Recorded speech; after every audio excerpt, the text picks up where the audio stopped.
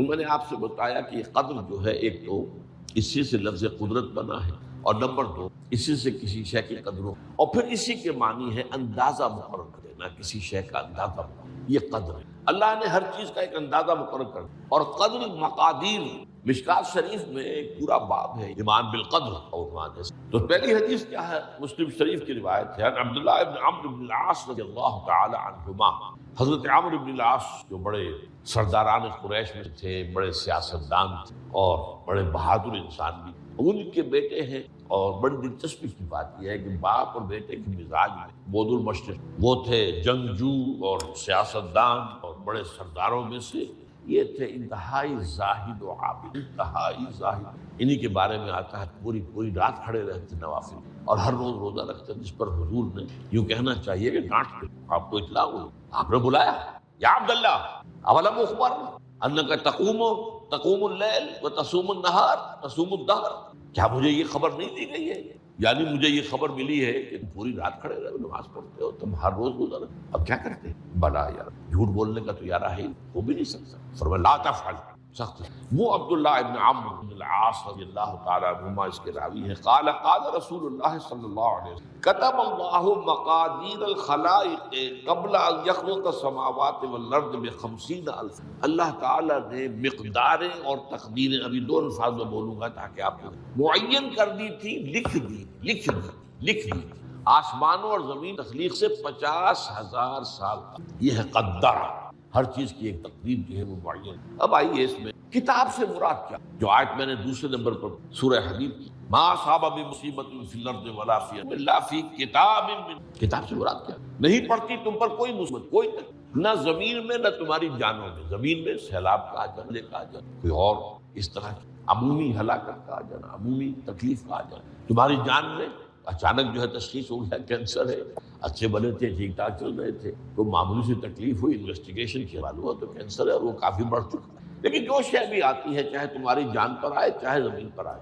وہ ایک کتاب میں لکھی ہوئی موجود ہے، اسے پہلے کہ ہم سے ظاہر ہے۔ یہ تمہیں مشکل نظر آئے گا، ان ذالک علی اللہ یسیر، یہ اللہ پر بہت آسان ہے، بہت اللہ کا علم کامل ہے۔ تو معلوم ایک بات جان لیجئے کہ حقیقت کتاب سے مراد اللہ کا علم قدیم ہے، اللہ کا علم حادث نہیں ہے، معاذ اللہ ثم معاذ اللہ، کہ کوئی شے ہوئی تو اس کے علم میں آئی۔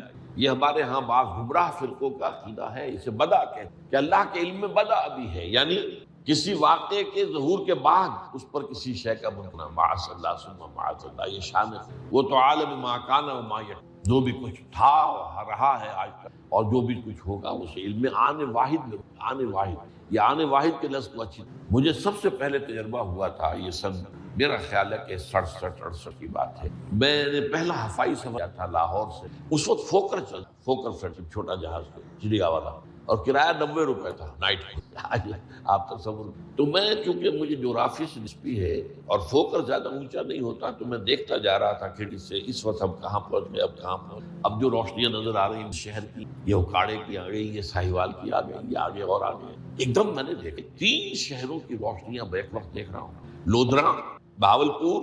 مجھے خیال آیا کہ جب میں ٹرین سے سفر کروں کراچی تو لودھرا پہنچتا ہوں تو میں سمجھتا ہوں کہ ابھی بہاولپور آدھا گھنٹے بعد آئے، وہ مستقبل کی۔ بہاولپور پہنچتا ہوں تو لودھرا میرے لیے ماضی کی بات بنتی ہے، آدھے گھنٹے پہلے لودھرا آیا، اور آدھے گھنٹے کے بعد جو ہے سمرسٹا آئے گا، وہ میرے لیے مستقبل، لودھرا ماضی بن۔ لیکن اس بلندی پر میں بیک وقت دیکھ رہا ہوں لودھرا کو اور بہاولپور کو بھی، اور سمجھ یہ معاملہ جو ہے اس کو 1 ملین بلین سے ضرب دے لیجیے، اللہ تعالیٰ اس بلند مقام سے دیکھ رہا ہے جہاں اس مشاہدے میں ماضی آنے واحد۔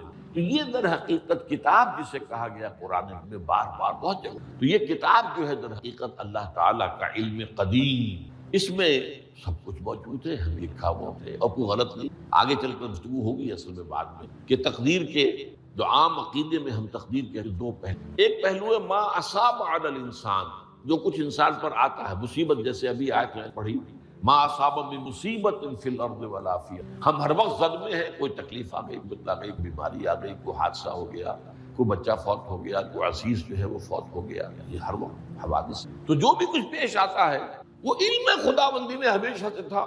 یہی وجہ ہے کہ ایک اور حدیث ابن الدیلمی، لمبی حدیث ہے وہ، لیکن اس کے اندر جو آخری ٹکڑا ہے وَتَعْلَمَ یعنی انسان کے نجات کے لیے لازم ہے کہ یہ بات بھی تم جان لو انما اصابک لم یکن لیخطئ وانما اخطاک لم یکن لیصب ولو مت علی غیر ھذا، اگر تم اس کے سوا کسی صورت پر ہوگے تو جہنم میں داخل ہو جاؤ گے، نہ دخل کر۔ یہ جان لو کہ جو چیز تم پر آئی وہ آنی ہی آنی تھی۔ دیکھیے ہوتا کیا ہے، کاش کہ میں اگر یوں کر لیتا، بس یہی ایمان بالقدر کے منافی جو ہوا ہے وہ اللہ تعالیٰ کے ہاں تو پہلے سے طے تھا، ہونا ہی تھا، تمہاری کوئی تدبیر۔ کاش کہ میں یہ لو، اسی لیے ایک الفاظ آئے ہیں ان کلمۃ لو تفتح عمل، اس لو سے کاش، اس سے شیطانی عمل شروع ہو جاتا، کاش کہ یہ ہو جاتا، کاش میں یہ نہ کرتا، کاش کہ ہو جاتا، تو یہ نہیں۔ تعلم انما اصابک لم یکن لیخطئ، تو جان لے اس بات کو کہ جو چیز تم پر آئی ہے وہ ہرگز ٹلنے والی نہیں تھی۔ کوئی تدبیر تم کر لیتے، کوئی کسی وقت کوئی ہیلا کر لیتے، کوئی تم قدم اٹھا لیتے، کچھ بھی کر لیتے، وہ تو آنی ہی آنی۔ وما انما اخطاک، جو چیز تم سے چھوٹ گئی، رہ گئی، نہیں ملی۔ ایک ویکنسی ایڈورٹائز ہوئی تھی، آپ نے بھی درخواست دی، آپ کو نہیں ملی، اب آپ ہو کاش کہ میں فلاں سے سفارش کرا لی ہوتی، بس گئے۔ تو جو چیز چھوٹ گئی وہ چھوٹ جانی ہی تھی، اس میں قطعاً جو ہے کوئی شکل، کوئی تدبیر، کوئی سفارش، کسی طرح کا کوئی بھی ہیلا، کوئی جو ہے اس پہ کارکردہ تھا۔ لم یکن لیصیبک وبت علی غیر ذالک، اگر تو اس کے سوا کسی کیفیت پر تیری موت واقع ہوئی، اگر یہ یقین نہیں ہے، یہ ہے تقدیر کا وہ مفہوم کہ جس کا تعلق ہے علی ما اصاب الانسان، جو انسان کے اوپر وارد ہو رہا ہے، اس کے ذمہ کیا ہے، تو جو ہوا ہے وہ تو ہونا ہی، اس میں تو کسی شک و شبے کی بالکل اللہ تعالیٰ کا فیصلہ۔ البتہ در حقیقت ایک دوسرا پہلو ہے ما یفعل الانسان، وہ جو انسان کرتا ہے۔ یہاں آ کر یہ تقدیر کا مسئلہ بہت ہے، آیا میرے اندر کوئی اختیار بھی ہے کہ do I have any free choice, یا ہر شخص پہلے سے طے ہے؟ تقدیر کا ایک عام مفہوم ہے، اور اس مفہوم میں بعض روایات بھی تائید کرتی کہ ہر چیز پہلے سے لکھی ہوئی ہے۔ اور یہ جو حدیث ہم نے ابھی پڑھی ہے، یہ گویا کہ اس کی ایک مثال ہے کہ وہ جو لکھ دیا گیا تھا، فرشتے نے لکھ دیا تھا، رحم مادر میں لیا تھا، شقی و سعید، یہ بدبخت ہے یا سعادت۔ تو ایک شخص پوری عمر نیکی کے کام کرتا رہا، آخری وقت میں آ کر کوئی ایسا حادثہ پیش آ گیا کہ وہ اہل جہنم کے سے کام شروع کر دیا، یا ایک شخص ساری عمر جو ہے جہنمیوں کے سے کام کرتا رہا، آخری وقت میں آ کر کوئی ایسی توفیق میں کچھ ایسا معاملہ ہو گیا، توبہ کر لی، اس نے جو ہے اہل جنت میں سے اعمال شروع۔ تو یہ جو ہے علامہ اصحابک کا علیحدہ بات ہے، اور علامہ یفعل الانسان، انسان کیا کرتا ہے اس قدرت کی، اور یہ ہمارے ہاں فلسفے کا بڑا مشکل ہے، اسی کا نام ہے جبر و قدر۔ ہمارے اسلاف میں بھی کچھ لوگ ایسے ہیں متکلمین میں، دیکھیے ہمارے ہاں ایک وہ لوگ ہیں کہ اس پر قناعت کرتے ہیں کہ جو اللہ نے کہہ دیا اور بس، اس سے آگے ہم مین میخ نہیں نکالیں گے، وہ محفوظ راستے۔ لیکن بہرحال انسان کو اللہ نے ایک عقل بھی، اور یہ عقل سوالات اٹھاتی ہے، اور جو زیادہ ذہین انسان ہوتے ہیں ان کی یہ مصیبت زیادہ ہوتی ہے، لہٰذا وہ جو غور و فکر ہے بات سمجھنے اس میں۔ اب ہمارے ہاں دو طبقے ہوئے، جبریہ قدریہ۔ ایک نقطہ نظر یہ ہے کہ انسان مجبور محض، کوئی اختیار، اور ایک یہ ہے کہ انسان قادر مطلق ہے، جو چاہتا ہے اپنے فیصلے میں مختار مطلق تو فیصلہ کرتا ہے۔ انہیں قدریہ کیا، تو جبریہ اور قدریہ ان کے ہیں، یہ وہی تقدیر کا مسئلہ نے کہا تھا، بحثوں میں آ کر انہیں آج تک حل نہیں ہوا، حل ہو سکتا ہی نہیں۔ اب اس کے ضمن میں علامہ اقبال کا ایک شعر آپ کو، وہ بہت اچھا لگتا ہے، بہت خوبصورت ہے شعر ہونے کے۔ تقدیر کے پابند جمادات و نباتات، مومن صرف اللہ کے احکام کا پابند۔ اس میں انسان پابندی کی، وہ صرف پابند ہے اللہ کے احکام کا۔ نتیجے کے اعتبار سے تو جو یہ شعر کہہ رہا ہے جو بات، وہ صحیح ہے، پابندی اصل احکام کا، لیکن یہ کہ تقدیر کی پابندی انسان کی پوری طرح آزاد ہے۔ یہ سمجھ لینا کہ یہ جمادات و نباتات ہی، یہ مبالغہ۔ ظاہر بات ہے کہ شاعر جو ہے، شاعر مبالغے سے بچ نہیں سکتا، چاہے وہ علامہ اقبال ہو، کوئی بھی ہو۔ تو اسی لیے سورہ شعراء کے عام شعراء جو صفات بیان ہوئی وہ آپ کے ذہن میں آ گئی۔ مبالغہ کرتے ہیں، فی کل واد انہم یقولون ما لا یفعلون، وہ کہتے بھی وہ کچھ ہے جو کرتے نہیں ہیں، اور یہ بات تو علامہ اقبال پر بھی چشمہ ہوتی ہے۔ بہرحال یہ شعر ذرا پھر نوٹ، تقدیر کے پابند جمادات و نباتات، مومن صرف اللہ کے احکام کی بات صحیح۔ انسان بہت سے اعتبارات سے سب سے پہلے جو ہے انسان کے اندر ایک تقدیر نوعی ہے، نوع انسان، چھوٹی سی چڑیا اڑتی پھرتی انسان ضرور. آپ نے ٹھیک ہے مشین ایجاد کر دی، جہاز ایجاد کر لیا، آپ دوڑ رہے ہیں 500 آدمی، سینکڑوں من سامان لے جو ہے وہ جا رہا ہے، 747 ہو یا 757 ہو، یہ کر لیا ٹھیک، خود نہیں ہو. اب کیا کریں گے؟ یہ تقدیر نوعی، اسپیشیز، ہر اسپیشیز کی اللہ نے ایک اندازہ مقرر، اس اندازے ہی میں اس سے باہر نہیں. پھر ایک تقدیر شخصی. اب دیکھیے تقدیر شخصی کیا ہے؟ بعض اوصاف و صفات ہمیں وراثتاً ملتے ہیں. We have no choice. پہلے بھی یہ بات مانی جاتی تھی، آج جو ہے ذرا سائنٹیفک انداز میں ہم کہتے ہیں جینز میں چلا آ رہا ہے. وہ جینز کو بدل سکتے، جو جینز بھی آپ کو ملے اپنے والدین، وہ آپ کی شخصیت کا ظاہر بات ہے کہ فیصلہ کن طرز پر اس کو ڈال دیتے. جینز ہے پابندی. نمبر 2 یہ کہ خاص طور پر جو گھر کا ابتدائی ماحول ہوتا، ماں کی گود اور ابتدائی گہوارہ گھر کا، اس کے جو اثرات مرتسم ہو جاتے ہیں شخصی، وہ بھی بڑے مستقل پختہ.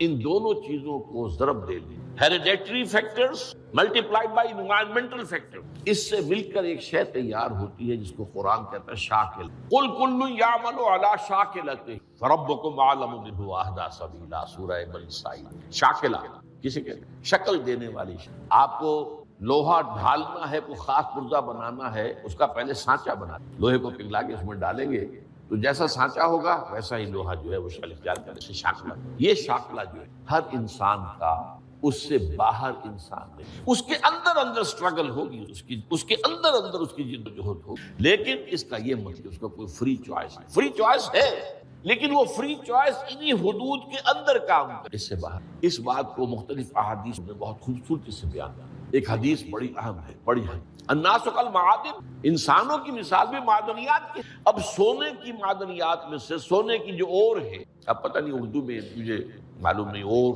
کا ترجمہ کیا کرنا عام طور پر، لیکن جانتے ہیں اور وہ کچی دھات جس سے کو صاف کر دیں وہ دھات جو خالص شکل میں سامنے آ جاتی. سونے کی اور سے سونا بنے گا، چاندی کی اور سے چاندی بنے گی، سونا تو نہیں، جتنا چاہے صاف کر وہ اور تو. الناس کالمعادن خیارکم فی الجاہلیت خیارکم فی الاسلام، جو تم میں جاہلیت کے دور میں، پری اسلامک دور میں جو بہترین تھے وہی اسلام میں آ کر وہ اور سونے کی تھی وہ صاف ہو، اور سونا جو ہے وہ نکھر کر خالص سونا بن. اسلام نے صاف کر، وہ چاندی کی اور تھی، اسلام نے اس کو صاف کر دیا ہے، وہ نکھر کر چمکتا ہوا جو ہے وہ چاندی بن. لیکن یہ کہ اذا فقہوا، البتہ پھر ایک اضافہ ہے، جبکہ ان کے اندر دین کا فہم داخل، تو یہ کہ جو بہترین پہلے تھے وہی بہترین. اسلام لانے سے پہلے بھی بہترین ابو بکر تھے، اسلام لانے کے بعد بھی بہترین ابو بکر.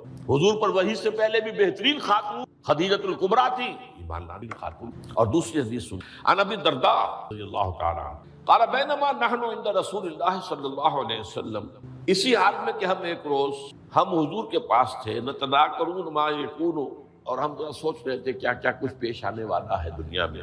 اذ قال رسول اللہ صلی اللہ علیہ وسلم، جبکہ حضور نے ہم سے ایک بات کہی بڑی غور سے، اذا سمعت بجبل انزال عن مکانہ فصدق، اگر تم یہ سنو کہ کوئی پہاڑ اپنی جگہ سے ٹل گیا تو مان لے. وَإِذَا سَمِعْتُم بِرَجُلٍ تَغَيَّرَ عَنْ خَلْقِهِ فَلَا تُصَدِّقُوهُ، اور اگر تم سنو کہ کوئی شخص جو ہے وہ اپنی سرشت سے، اپنی جبلت سے بدل گیا تو کبھی نہ مانو. آپ نے سنا ہوگا حضور نے سورہ رحمان کے بارے میں فرمایا ہے، سورۃ الرحمان عروس القرآن. یہ سورہ رحمان جو ہے یہ قرآن کی دلہن ہے. جیسے دلہن کو آپ خوشنما لباس پہناتے ہیں، آراستہ پیراستہ، اس کو گہنے اور اس کو زیور پہناتے ہیں، تو جس طریقے سے سجاتے ہیں آپ دلہن کو، اللہ تعالیٰ نے ایک سورت قرآن مجید میں یہ ایسی رکھی ہے سورہ رحمان کی، اسے خوب سجایا ہے. اس میں الفاظ کا در و بست، اس کا اپنا ایک ڈیوائن میوزک ہے. وہ تو اللہ تعالیٰ قراء جو ہے خاص طور پر مصر کے قراء، اللہ تعالیٰ ان پر رحمت نازل فرمائے، ان کی خطاؤں سے درگزر کرے. جس طرح قرآن کے انٹرنسک میوزک کو انہوں نے واضح کیا ہے. واقعہ یہ ہے کہ اگر یہ لوگ نہ ہوتے، شیخ عبد الباسط محمد عبد الصمد، شیخ محمود خلیل الحسنی، یہ لوگ جنہوں نے قرآن کے اس غنا میوزک، یہ لفظ جو ہے آپ حیران نہ ہو کہ میں یہ کوئی شاید توہین کر رہا ہوں قرآن کی، حضور نے یہ لفظ استعمال کیا، تغنو، اس قرآن کو اچھی سے اچھی خوشلحانی کے ساتھ پڑھو. من لم یتغن بالقرآن فلیس منا، جو قرآن کو بہتر سے بہتر انداز میں، اچھی سے اچھی آواز میں، خوشلحانی کے ساتھ پڑھنے کی کوشش نہیں کرتا وہ ہم میں سے نہیں. بلکہ ایک مرتبہ حضور رات کے وقت آپ گشت پر تھے اپنے ساتھیوں کے حالات معلوم کرنے کے لیے. حضرت ابو موسیٰ اشعری رضی اللہ تعالیٰ عنہ ایک صحابی ہیں، ان کے گھر کے پاس سے گزر ہوا، وہ رات کو تہجد پڑھ رہے تھے، کھڑے ہوئے کیف کے عالم میں قرآن تلاوت کر رہے ہیں. حضور کو بہت پسند آئی ان کی قرآت، کافی دیر تک وہاں کھڑے سنتے رہے. اب انہیں کیا پتا کون سن رہا ہے، بالکل اسی طرح سمجھ لیجئے، ایک بات یاد آئی ہے، حضور فرماتے ہیں کہ جس طرح کان لگا کر اللہ قرآن کو سنتا ہے کسی چیز کو نہیں سنتا، ہمیں نظر نہیں آتا نا، ہمیں معلوم نہیں، ہم قرآن پڑھ رہے ہیں تو سننے والا کون ہے؟ سب سے زیادہ کان لگا کر خود اللہ۔ یہاں اس لیے مجھے یاد آیا کہ ابو موسیٰ اشعری کو کیا پتا تھا کہ کون سن رہا ہے؟ وہ اپنی کیفیت میں نماز میں تہجد میں قرآن کی تلاوت کر رہے تھے، اور ظاہر بات ہے ان کے گھر ایکڑوں میں بنے ہوئے نہیں تھے، ایک ایک کمرہ، ایک ایک کوئی حجرہ، ایسے تو گھر تھے نا صحابہ کے، لہذا حضور پاس سے گزرے، آواز آئی، کافی نے سن، اس کے بعد آپ تشریف لے گئے، صبح فجر میں ملاقات ہوئی تو حضور نے تحسین کے انداز میں فرمایا، یا ابا موسیٰ انک قد اوتیت مزمارا من مزامیر آل داؤد، اے ابو موسیٰ تمہیں تو آل داؤد کے سازوں میں سے ایک ساز اللہ نے عطا فرما دیا۔ جس طرح حضرت داؤد، لہن داؤدی مشہور ہے کہ جب وہ پچھلے پہر رات کو حمد کے ترانے الاپتے تھے، قرآن میں ہے کہ پرندے شامل ہو جاتے تھے ساتھ، اور پہاڑ وجد میں آتے تھے، پہاڑ بھی ان کے ساتھ شریک ہوتے تھے۔ تو جس طرح کا اللہ نے ان کو لہن عطا فرمایا تھا، حضور نے تحسین کے انداز میں فرمایا ہے ابو موسیٰ اشعری، اللہ نے تمہیں بھی آل داؤد کے سازوں میں سے ایک ساز عطا فرمایا ہے۔ بہرحال قرآن مجید کا جو یہ میوزک ہے، قرآن کے الفاظ کا جو حسن ہے، جہاں تک حسن معنوی ہے وہ تو ہر لفظ میں ہے، لیکن یہ حسن ظاہری، حسن صوتی، حسن لفظی، یہ اپنے کلائمیکس پر آپ کو نظر آئے گا سورہ رحمان۔ لیکن قرآن میں یہ سورت اس اعتبار سے بھی ممتاز ہے، اس کی 4 آیات پر ذرا توجہ کریں گے، عجیب حقائق سامنے آئے، جہاں یہ قرآن مجید کے حسن صوت اور حسن لفظی کی معراج ہے، وہیں اس کی پہلی 4 آیات میں 4 چوٹی کی چیزوں کا ذکر، سب سے اونچی چیز۔ پہلی آیت کیا ہے؟ الرحمن، ایک آیت ہو گئی۔ رحمان کیا ہے؟ اللہ کا نام ہے۔ کبھی آپ نے غور کیا اللہ کے ناموں میں سب سے پیارا نام کون سا ہوگا؟ رحمان۔ کیوں؟ اس کا مادہ کیا ہے؟ رحمت۔ ہمیں سب سے بڑھ کر جس چیز کی ضرورت ہے وہ کیا ہے؟ رحمت خدا بندی۔ نام اچھی طرح سن لیجئے اس حضور کے قول کو۔ حضور فرماتے کوئی شخص جنت میں مجرد اپنے عمل کی بنیاد پر داخل نہیں ہو سکے گا جب تک کہ رحمت خداوندی دستگیری نہ کرے۔ کسی صحابی نے بڑی ہمت اور جرأت کا ثبوت دیا کہ پوچھ لیا، کیا حضور آپ بھی؟ جب آپ نے فرمایا کوئی شخص داخل نہیں ہو سکتا جنت محض اپنے عمل کی بنیاد پر جب تک کہ رحمت خداوندی جو ہے وہ دستگیری نہ فرمائے۔ پوچھا گیا کیا آپ بھی؟ آپ نے فرمایا ہاں میں بھی۔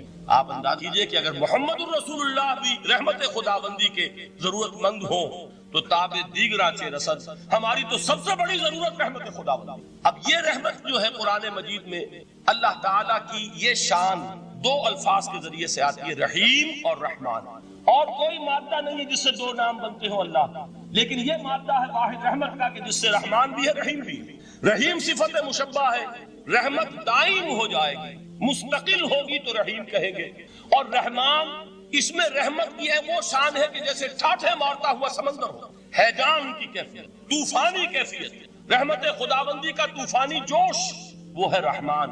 آپ تو رہتے اس علاقے میں ہیں، آپ کو معلوم ہے عرب اگر بھوکا مرا جا رہا ہو تو کیا کہے گا؟ انا جوعان۔ پیاسا مرا جا رہا ہو انا عطشان۔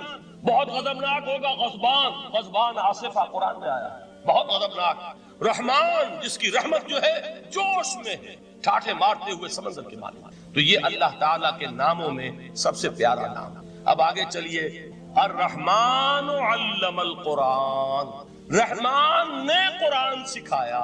رحمت خداوندی کا سب سے بڑا مظہر، رحمان کی رحمانیت کا سب سے بڑا مظہر قرآن ہے۔ ان میں جو منطقی ربط ہے اس کو سمجھتے جائیے۔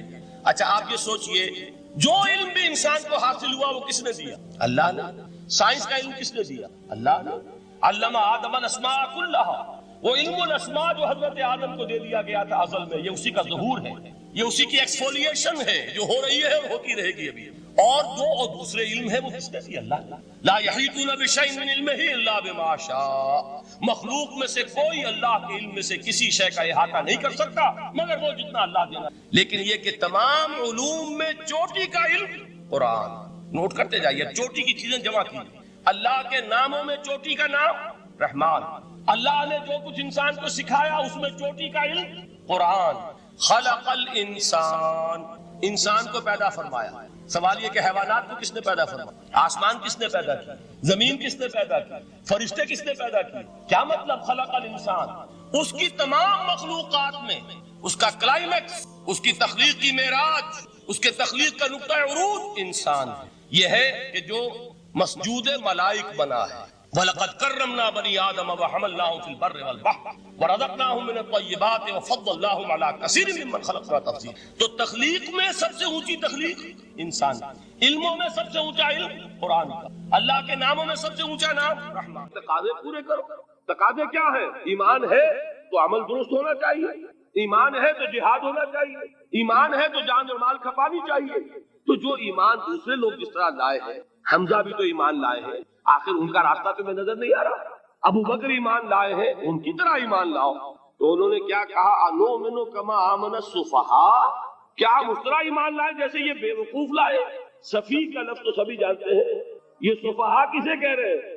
آپ نے پڑھا تو بہت مرتبہ ہوگا ان آیات کو، کبھی سوچا کس کو کہہ رہے ہیں؟ وہ ابو بکر کو کہہ رہے ہیں، وہ حمزہ کو کہہ رہے ہیں، وہ عمر کو کہہ رہے ہیں۔ ان کی تو مت ماری گئی، غرہ ہؤلاء دینہم، انہیں تو کوئی ہوش ہی نہیں۔ 2 مرتبہ حضرت ابو بکر نے وہ کام کیا ہے کہ ہر ورلڈلی وائز انسان یہ کہے گا کہ حماقت کی، جس کے سامنے دنیا ہے۔ جب ہجرت کے لیے حضور تشریف لے جا رہے تھے، 40,000 درہم کا سرمایہ تھا، جبکہ حضرت ابو بکر ایمان لائے۔ مکے کے چوٹی کے تاجروں میں سے تھے، جو ملک التجار کہلاتے، لیکن اب وہ روپیہ کہاں خرچ ہوا؟ بلال کو خریدا، روپیہ دے کے خریدا یا ویسے ہی خرید لیا؟ آزاد کر دیا۔ ابو فقی کو خریدا، آزاد کر دیا۔ 6 ہیں غلام اور کنیزیں محمد رسول اللہ پر ایمان لانے والے، جن کو ابو بکر نے اپنے پیسے سے خریدا اور آزاد کیا۔ یہ روپیہ تو پگھل رہا ہے نا، جو تھوڑی بہت پونجی رہ گئی ہے۔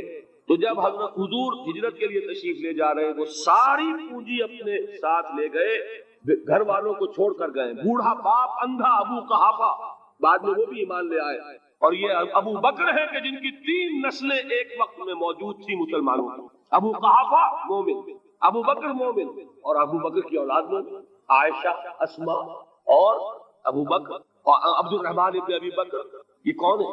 تو 3 نسلیں جس کی بیک وقت رہی ہیں ایمان میں، وہ شاذ لوگ ہیں، ان میں ابو بکر۔ لیکن یہ کہ اس وقت تک ابو قحافہ ایمان نہیں لائے تھے، والد نابینا تھے، تو والد ہے، بیٹیاں ہیں، حضرت عائشہ، حضرت اسما، حضرت رضی اللہ تعالیٰ عنہما، بیوی ہے، کچھ نہیں چھوڑ کے گئے، ایک پیسہ۔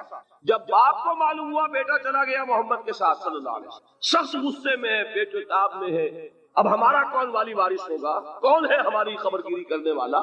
بیٹیوں سے پوتیوں سے اپنے پوچھتے کچھ چھوڑ کے بھی گیا کہ نہیں؟ ان کا ہاں ابا جان۔ کیا کیا انہوں نے؟ کبھی پڑھے ہیں واقعات؟ کچھ کنکر روڑے لیے، ایک کپڑے میں پوٹلی بنائی اور اندھے دادا کا ہاتھ اوپر پھروایا، دیکھیے دادا جان یہ چھوڑ گئے ہیں، یہ مال ہے، یہ سونے اور چاندی کے سکے ہیں، ابا جان ہمیں ایسے نہیں چھوڑ کر گئے۔ واقعہ کیا ہے کہ ایک پیسہ نہیں چھوڑا ابو بکر نے گھر والوں کے لیے، سب کچھ لے گئے کہ کیا پتہ محمد کے ساتھ جا رہا ہوں، کس وقت کیا ضرورت پیش آ جائے صلی اللہ علیہ وسلم۔ تو یہ کوئی عقل مندی کی بات ہے؟ اپنے غریبانوں میں جھانکیے، آپ یہ عقل مندی کریں گے؟ کہیں چاہے نہ، یہ بات دوسری ہے، لیکن یہ کہ اس کو کون ہم میں سے عقل مندی کہے گا؟ اسی طریقے سے جب غزوہ تبوک کا وقت آیا، وہ واقعہ تو بہت مشہور ہے۔ حضرت عمر فرماتے ہیں کہ اس زمانے میں میرے پاس اتفاقاً پیسا بہت تھا، میں نے یہ سوچا دل میں کہ اس مرحلے پر تو میں ابو بکر سے بازی لے جاؤں گا۔ مسابقت ان میں بھی تھی، لیکن نیکی کی مسابقت، خیر کی مسابقت، انفاق فی سبیل اللہ کی مسابقت۔ تو میں نے سوچا کہ میں بازی لے جاؤں گا۔ میں نے کیا کیا، کل دولت جو تھی اس کے 2 حصے کیے، ایک حصہ گھر رکھا اور ایک لا کے حضور کی خدمت میں پیش کر دیا۔ حضور نے پوچھا کہ عمر گھر والوں کے لیے کچھ چھوڑا؟ کہ جی ہاں، نصف کیا میں نے، نصف اللہ کی راہ میں حاضر ہے، نصف ٹھیک ہے۔ اب وہ آئے ابو بکر، پوچھا حضور نے ابو بکر گھر والوں کے لیے کچھ چھوڑا؟ کہ نہیں، صدیق کے لیے ہے خدا کا رسول، بس گھر میں اللہ اور اس کے رسول کے نام کے سوا کچھ نہیں۔ یہی ہے نا، پروانے کو چراغ ہے، بلبل کو پھول، بس، اور صدیق کے لیے ہے خدا کا رسول، بس، مجھے گھر والوں کے لیے کچھ نہیں۔ یہ کام جو ہے، تو یہ جن کا ہم اس وقت ذکر پڑھ رہے ہیں منافقین، ان کے نزدیک حماقت تھی یا عقل مندی تھی؟ یہ سمجھداری تھی یا بے وقوفی تھی؟ وہ ہے جو بات کہہ رہے ہیں کہ جب ان سے کہا جاتا ہے ایمان لاؤ بھلے لوگوں کی طرح جیسے دوسرے لوگ ایمان لائے ہیں، تو کیا کہتے ہیں؟ انؤمن کما آمن السفہاء الا انہم هم السفہاء ولکن لا یعلمون۔ آگاہ ہو جاؤ، اصل احمق یہ ہے، اصل بے وقوف یہ ہے، انہیں نہیں پتا کہ حقیقت کیا ہے، نفع کیا ہے، نقصان کیا ہے۔ وہ جو بات میں نے سورۃ العصر میں بیان کی تھی، والعصر ان الانسان لفی خسر الا الذین آمنوا وعملوا الصالحات وتواصوا بالحق وتواصوا بالصبر۔ جس کے ذہن اور قلب پر یہ صورت کندہ ہو جائے گی، اس کے نزدیک عقل مندی یہ ہے کہ سب کچھ اللہ کی راہ میں لگا دے۔ جس کے دل میں یہ بات بیٹھی نہیں اس کے لیے عقل مندی یہ ہے کہ بچا بچا کر رکھو، چھپا چھپا کر رکھو، سنبھال سنبھال کر رکھو. عقل مندی کا اس میں تقاضا کچھ اور، اس میں تقاضا کچھ. لیکن یہاں بھی فرمایا وَلَٰكِن لَا يَعْلَمُونَ، انہیں ابھی علم نہیں ہے. اس سے پہلی آیت میں بھی فرمایا وَلَٰكِن لَا يَشْعُرُونَ، انہیں شعور نہیں ہے. دیکھیے میں آپ کو بتا رہا تھا یہ وہ غیر شعوری نفاق ہے، یہ بڑھتا چلا جا رہا ہے. پہلے جھوٹا بہانہ تھا، پھر جھوٹی قسمیں ہوئی، پھر دشمنی ہو گئی. صادق الایمان جو جان اور مال لگا رہے ہیں، نچھاور کر رہے ہیں پروانہ وار، اللہ پر، اللہ کے دین کے اوپر نثار کر رہے ہیں اپنے آپ کو، ان سے عداوت، ان سے دشمنی، ان کا بغض، یہ تھرڈ سٹیج تک پہنچ گئے. اب بھی وہ اپنے آپ کو منافق نہیں سمجھتے، وہ سمجھتے عقل مند تو ہمیں، یہ تو بے وقوف ہے. ہم ہیں اصل میں بھائی سمجھ کے چلنا چاہیے، تیل دیکھنی چاہیے، تیل کی دھار دیکھنی چاہیے، دائیں بائیں سے دیکھنا چاہیے، حفاظت کا بھی خیال ہونا چاہیے. یہ ساری چیزیں تو عقل مندی ہے نا دنیا کے اعتبار سے. تو وہ تو انہیں بے وقوف سمجھ رہے ہیں، اپنے آپ کو منافق کہاں سمجھیں گے. چاہیے ٹھیک ہے بھائی، دین بھی چاہیے لیکن دنیا کی فکر بھی چاہیے کہ نہیں. یہ آپ کہتے ہیں کہ نہیں کہتے؟ یہ تو بات آپ نے بہت دفعہ سنی بھائی، ٹھیک ہے دین بھی ہونا چاہیے لیکن دنیا بھی تو ہونی چاہیے کہ نہیں. یہ ہے سمجھ دنیا کی، یہ ہمارے معیارات ہیں. یہی وجہ ہے کہ دین ذلیل سے ذلیل تر ہو رہا ہے. دین وہ جو میں نے حال ہی کے اشعار سنائے تھے کہ پستی کا کوئی حد سے گزر نہ دیکھے، اسلام کا گر کر نہ ابھر نہ دیکھے، مانے نہ کبھی کہ مد ہے ہر جذر کے بعد دریا کا ہمارے جو اتر نہ دے. یہ دریا چڑھا کب تھا؟ جب صحابہ کرام نے وہ فینیٹسزم جس کو آج ہم کہیں گے اس کا جب مظاہرہ کیا، اس کا ثبوت دیا، دامے جرمے سخنے جان مال تن دھن سب لگا دیا، تو اللہ کے دین میں بہار آ گئی، رونق آ گئی، دین کا غلبہ ہو گیا. اور جب ہم اپنے سمجھ کر رکھیں گے تو ظاہر بات ہے کہ اس کا تو پھر جو حشر ہوگا وہ وہی. دین میں کمزوری، ہماری دنیا جو ہے پھل رہی ہے، پھول رہی ہے، دین جو ہے وہ کمزور ہوتا چلا. یہ ہے تھرڈ سٹیج اس نفاق کی کہ جس کے بعد اب کوئی امکان واپسی کا نہیں. یہ غیر شعوری نفاق جان لیجئے کہ یہ نہیں ہے کہ ماضی ہی ماضی میں تھا، اب اس کا کوئی امکان نہیں. یہ نہ سمجھیے اب بھی یہ نفاق جو ہے، یہ میں بتا دوں آپ کو، ایک عام آدمی ہے، دین کا تقاضا ہی سامنے نہیں ہے، اسے پتہ ہی اتنا ہے کہ اللہ کے دین کا تقاضا نماز روزہ، وہ نماز روزہ کر رہا ہے، اس پر نفاق کا حملہ نہیں ہوگا. اس کو آپ کہہ دیں کہ اس کی سمجھ کم ہے، اس کا شعور کم ہے، اسے پتہ نہیں ہے، دین کے تقاضوں سے واقف نہیں ہے، وہ بچا ہوا ہے، وہ محفوظ ہے. وہ جو میں نے آپ سے کہا تھا پرسوں، اور ایک صاحب نے جواب دیا مجھے بعد میں کہ آج آپ نے جو بات کہی ہے تو کل لوگ کم آئیں گے. آپ نے ڈرا دیا کہ یہ جو تقاضے دین کے سامنے آ رہے ہیں تو اس سے ذمہ داری بڑھ رہی ہے. اب جس نے سمجھ لیا ہے پھر پیچھے رہے، وہ نفاق کے خطرے میں ہے. جسے سمجھ ہی نہیں ہے وہ پھر بھی کوئی نہ کوئی عذر پیش کر سکے گا کہ اللہ ان مولویوں سے پوچھ جنہوں نے ہمیں بتایا نہیں، انہوں نے تو دین کے تقاضے ہمیں یہ بتائے نہیں، انہوں نے تو ہمیں نور اور بشر میں چکر دے کے لڑائے رکھا. ان سے پوچھ. اصل سے مجرم جو ہے وہ یہ ہے، وہ واقعہ یہ ہے کہ کسی درجے میں بچیں گے کہ دین چاہتا کیا ہے، دین کے تقاضے کیا ہے، توحید کی حقیقت کیا ہے، شرک کی حقیقت کیا ہے. اس کی طرف اگر توجہ ہی نہیں دلائی جا رہی اور اس غریب کو پتہ ہی نہیں، اسے پتہ ہی صرف یہ ہے کہ کھڑے ہو کر سلام پڑھنے میں اتنا فائدہ ہوتا ہے، وہ پڑھ رہا ہے بیچارہ، لہذا اس کا معاملہ آسان ہے بنسبت اس شخص کے کہ جس کے سمجھ میں آ گیا ہو، بات اس نے پالی ہو. دین یہ چاہتا ہے، دین اپنا غلبہ چاہتا ہے. علامہ اقبال نے غالب پر ایک جو نظم لکھی ہے باغ درا میں ہے، اس کا ایک شعر بڑا پیارا ہے. گیسوئے اردو ابھی منت پذیر شانہ ہے، شمع یہ سودائی یہ دل سوزی یہ پروانہ. یہ دین جو ہے یہ تو چاہتا ہے کہ اہل ایمان پروانہ وار اس شمع پر نثار ہو، جانے لگا گردنیں کٹوا دے. وَلَا تَقُولُوا لِمَنْ يُقْتَلُ فِي سَبِيلِ اللَّهِ أَمْوَاتٌ بَلْ أَحْيَاءٌ وَلَكِنْ شُهُورٌ. اور اگر اس سے پیچھے ہٹیں گے، قدم پیچھے ہٹا نہیں کہ نفاق کی زد میں آئے نہیں. وہ نفاق کی پہلی stage, second stage, third stage, وہاں پہنچ گئے واپسی. اس کے لیے ایک اور دو آیات میں چاہتا ہوں کہ اس سے اس حقیقت کو اور سمجھ لیں اچھی، تاکہ کوئی اشکال نہ رہ جائے. ایک آیت تو میں نے شروع میں پڑھی تھی، ایک نہیں ہے یعنی ایک جگہ سے سورہ عنکبوت، اور ایک آیت ہے سورہ حج کی، وہ میں نے شروع میں تلاوت نہیں کی. سورہ حج کی آیت دیکھیے، اس قدر پیاری آیت ہے. دوسرے رکوع کے اندر آپ کو آیت ملے گی، سورہ حج 17ویں پارے میں ہے، نصف کے بعد شروع ہوتی ہے، اور اس کے دوسرے رکوع وَمِنَ النَّاسِ، اور لوگوں میں سے کچھ ایسے بھی ہیں مَن يَعْبُدُ اللَّهَ عَلَى حَرْفٍ، جو اللہ کی بندگی کرنا چاہتے ہیں کنارے پر کھڑے ہو کر. ایک ہے منجھار میں کودنے والے،